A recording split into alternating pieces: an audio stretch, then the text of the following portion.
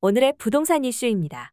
올해 1월 1일 기준 전국 공동주택 1,486만 가구의 공시가격이 지난 23일 0시 공개됐습니다. 2005년 조사 시작 후 역대 가장 많이 내렸습니다. 한국부동산원에 따르면 지난해 전국 아파트 실거래가 지수는 17% 급락했습니다. 여기에 정부의 감세 정책도 영향을 미쳤습니다. 주택 소유자들의 보유세 부담이 크게 줄어듭니다. 보유세 가운데 특히 종부세 부담이 크게 줄 전망입니다. 어떻게 된 일인지 바로 보러 가시겠습니다. 올해 1월 1일 기준 전국 공동주택 1,486만 가구의 공시가격이 지난 23일 0시에 공개됐습니다. 일단 전체 현황을 보면 올해 전국 공동주택 공시가격은 18.61% 떨어졌습니다. 2005년 조사 시작 후 역대 가장 많이 내렸습니다. 공시가격이 하락한 것은 이번이 세 번째입니다. 이전 사례로는 2009년 -4.6%와 2013년 -4.1%가 있습니다.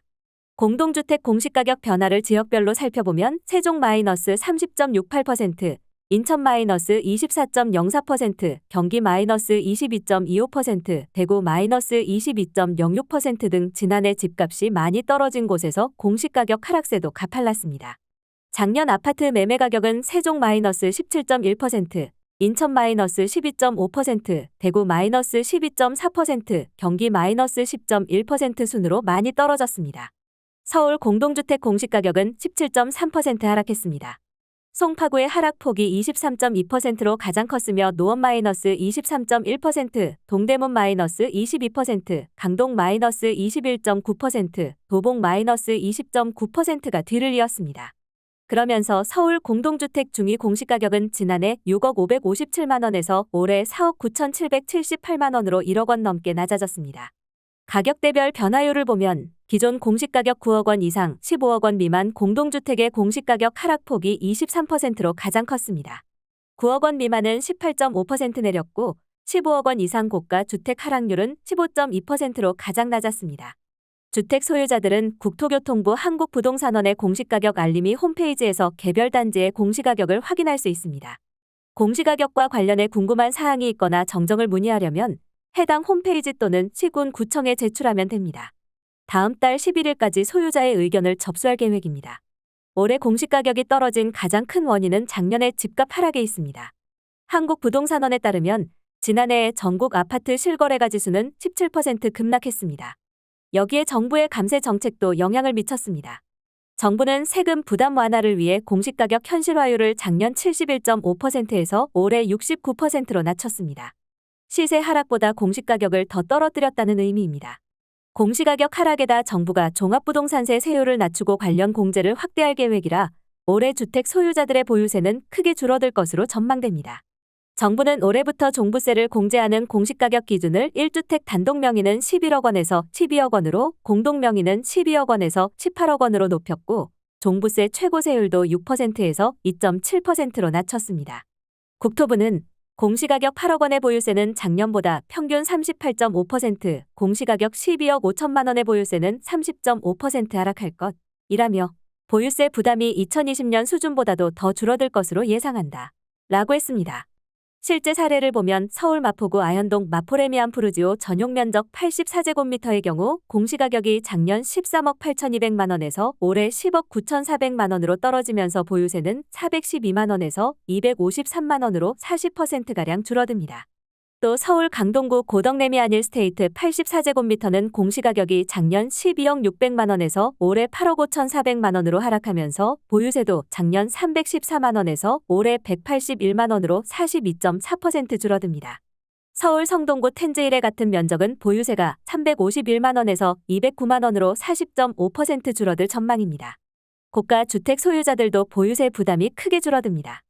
서울 서초구 반포자이 84제곱미터는 보유세가 1,386만 원에서 883만 원으로 36.3% 줄어들고 강남구 레미안 대치팰리스 84제곱미터도 1,372만 원에서 772만 원으로 43.7% 줄어들 전망입니다.